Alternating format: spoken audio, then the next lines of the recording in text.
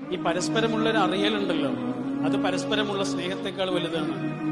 നമ്മൾ പറയും സ്നേഹം സ്നേഹം, സ്നേഹമൊന്നല്ല, പരസ്പരം ഒരു മനസ്സിലാക്കലുണ്ട് ഒരു മനുഷ്യന്. ഓരോ സമയത്ത് ഓരോ സ്വഭാവം ഇരിക്കും ഈ മനുഷ്യന്. രാവിലെയുള്ള അളവില് ഉച്ചയ്ക്ക്, ഉച്ചയ്ക്കുള്ള അളവില് രാത്രി. അതെന്തുകൊണ്ടാണെന്നറിയോ?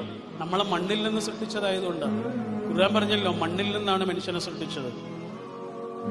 എല്ലാ മണ്ണും ഒരുപോലെയാണോ? അല്ല.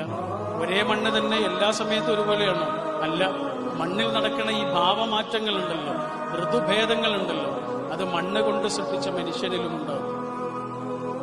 അതുകൊണ്ട് ഈ മനുഷ്യന് വേണ്ടത് അത്രയേറെ ശ്രവിക്കുന്ന, അത്രയേറെ ശ്രദ്ധിക്കുന്ന, അത്രയേറെ തൊട്ടടുത്ത് നിൽക്കുന്ന ഒരാളെയാണ്. ഞാൻ പറഞ്ഞു വന്നത് ഇതായിരുന്നു. 20 ആളുകൾ ഒരു ക്ലാസ്സിലുണ്ടെങ്കിൽ